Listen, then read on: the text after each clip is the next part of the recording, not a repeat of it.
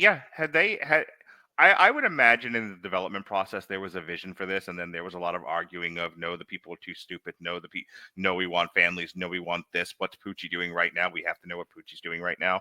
Yeah. And I said it about Brave New World. I said it about Snow White. I'm saying it about this, and I'm saying it again because I feel like this is where we are in film right now. Is we used to talk about there's no bravery in trying something new or doing something out of the box or avant-garde. Never mind all that. Now we won't even stick to a vision. Yeah. You know, every movie has the development process of the creation of Poochie or Homer's car. Homer's car more than Poochie. Well, I mean, Poochie was an amalgamation of different trends at the time. Well, Um, okay, hang on. The reason I say more Homer's mhm, car is because the creation of Poochie is a thing that has happened before Poochie, has happened after Poochie, and it's a very like that speaks to a trend in television mhm. and all that jazz. When you start trying to like figure out what's up with the Homer Simpsons of the world, which is what Homer's car is about, that's when things really go sideways. Like Yeah. there's a reason Itchy and Scratchy continued and that car company fell apart. So what I'm trying to get at is there's this trend that's really overtaken Hollywood of we're so afraid when I we're so afraid of creating too niche of a product, and because we need four quadrant movies and we need wide appeal because we have to make up for budgets the size of the GDP of the Democratic Republic of the Congo. And when you and I grew up, and I'm almost a decade older than you, but you and I still grew up when competent people and talented and creative people still worked in Hollywood, and they just made movies. Now, you may have been given the task of make a children's movie. And they came up with The Secret of Nim or Well, that's an adaptation of a book, but yeah, The Last Unicorn. Well, stay also a with book me. adaptation. They didn't have they could have ruined it like some of these others. Stay with me. Um the Goonies, stuff that has real Yeah, staying look, power. Don Bluth created Five An American Tale, Yeah. right? Like Or out of whole cloth, the or The very Land first Before Time. yeah, you beat me to it, The Land Before Time. Or you've been given the task of make a horror movie. So you come up with a Nightmare on Elm Street, where no Or one. hey, look, make a lower budget, accessible pseudo guy action movie, and somebody created Roadhouse. It's funny, George Lucas, who is autistic and a weirdo, had this really Cinema's greatest monster. grew up in a time of serial shows and um hardcore science fiction and just a great many things, Knights and Robin Hood and just all kinds of stuff that he grew up with. And he took all of those ideas and he's let his autistic mind wander, and he was like, I have this giant space epic that I want to do, and I'm going to do it about the middle portion here, because if I do too much of this, people will be in the theater for 12 hours and I don't want that. And that's it. That's all Star Wars was. It was a bunch of the things that he grew up with that he kind of put in a blender and said, "Now space," and that's it. That was all he did, and it became a cultural phenomenon.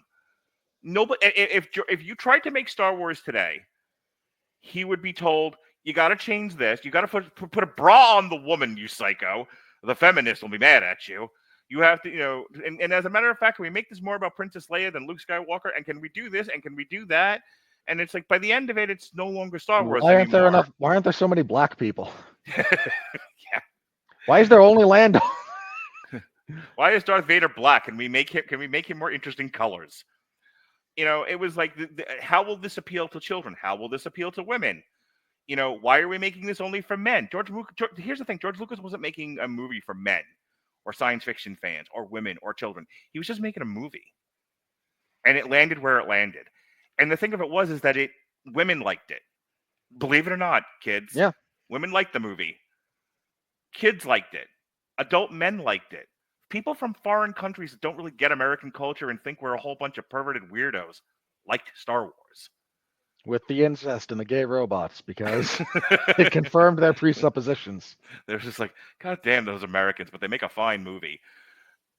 And the Electric State is emblematic of everything that's wrong with Hollywood in the sense of we have lost the ability to just make a movie with a clear vision and not worry about the audience. You are so, when you're on stage, they tell you be in your character, be in your moment, do your, commit to your blocking. Don't look into the audience. Don't worry about them. Just act like they're not there. And I don't mean act like they're not there. I mean act as if there is no audience. I wish we made films that way now because we used to. We used to make films. I mean, obviously these are product that were meant to make money, but we used to make movies without worrying about whether or not the audience was there. You just made your movie, and the audience came where they didn't, and that's Hollywood, baby. Weird, weird. Um, poor Rachel Zegler. Look, you know what? If that abomination that she created has stopped them from doing Tangled with a black lead, yeah. I don't want to talk dude, about it. how Anyway, staying how on. can you keep? Yeah, I'm I know. so glad somebody over there finally got Yeah, smacked upside the head. it happens slowly, but it happens. My point is, and then I'll give you the last word, and we can move on to the money. This is yet another example of a visionless, please everybody product. And that's why, if everyone, it's really easy to point at Robin and go, you guys just don't like anything. No, it's not. I want to like these. Do you think I enjoy sitting for 2 hours with my kids? And the answer to that is yes. But the whole sentence was, do you think I enjoy sitting there with my kids and watching a movie and have us all look at each other and give a hearty meh? I want my kids to enjoy movies the way I enjoy movies. I want them to fall in love with the cinema. When Jonas walked out of Warfare and said Warfare was the best movie I've ever seen, that was amazing. That made me happy.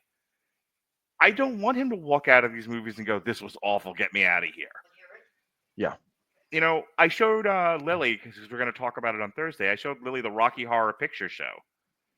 And my daughter, who I joke is like Nell, and just talks and grunts and meeps, actually had a conversation with me on the couch about how she loves the idea of normal people, crashing into the goth culture, and and how that affects them, and and she loves the mashing together of normal world with the weirdo gothic world, which is a lot of what Rocky Horror was. And she was in a good 10-15 minutes. She talked to me about the Rocky Horror Picture Show. She was enthusiastic. She loved it. The movie was made in the 70s, for God's sake. So it's not that we don't like anything. It's that they're not. There's a lot of movies not being made right now that lack a vision, lack cohesion, lack bravery, and are just put out there because the consensus seems to be if you make a product that has got a purposely wide enough appeal, they'll make $1 billion. And I'm like, no, no, no, no. Making that is antithetical to how you make money. Yeah. You make a product that seems special, that people that there isn't enough of the product to go around, and you have to get in a line, and you may not get access to it. That's how you make money. When you make something that's so wide appeal that nobody likes it, you're never going to make money. And I submit to you the episode of South Park where Cartman buys an amusement park and shuts the door and says nobody can come in. And because nobody can come in, now everyone wants to come in. And he makes tons of money and ends up having to sell it back to the carnival owner. Because he doesn't want to actually run it. He's wanted to ride the rides. Right. Exclusion and Scarcity. Scarcity drives interest more often than not. Right. So well, how does that apply to film? Because you're making a movie with a particular vision and a particular line of interest. You're not making something that's supposed to be appealing to everything and everybody all at the same time. You're a witness, and then we'll get out of here.